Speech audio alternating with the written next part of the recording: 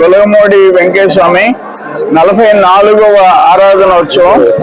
దాంట్లో మేమందరం పాల్గొని ఆ స్వామి ఆశీర్వాదాలు తీసుకునే అదృష్టం మాకు దక్కింది. ఇక్కడ బాలసుబ్రహ్మణ్యం గారు ఎంతో అనుభవంతో టీటీడీలో జేఈఓగా పనిచేసి ఇక్కడికి వచ్చిన తర్వాత ఇక్కడ ఇంటర్మీడియట్ వరకు ఆశ్రమ పాఠశాల, ఉచిత విద్య ప్లస్ భోజనాలు, బోర్డింగ్ అంతా ఫ్రీ. మళ్ళీ ఒక కళ్యాణ మండపం, మళ్ళా హాస్పిటల్ స్టార్ట్ చేశారు. అక్కడ కూడా అంగవైకల్యం ఉండే వాళ్ళకి ఆర్టిఫిషియల్ చేతులు కానీ కాళ్ళు కానీ తయారు చేయించడం, అవన్నీ కూడా ఫ్రీగా చేసే పరిస్థితి. ఇట్లా ఈ టెంపుల్ ఎంత పెద్ద ఎత్తున డెవలప్ అయిందంటే ఇంక చెప్పాల్సిన అవసరం లేదు.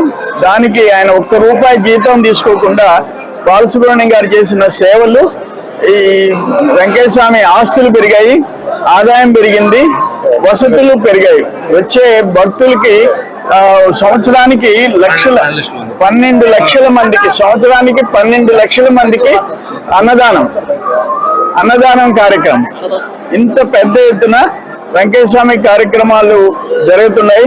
ఆ వెంకటేశ్వర స్వామి ఆశీస్సులు అందరికీ ఉండాలని చెప్పేసి నేను కోరుకుంటున్నా.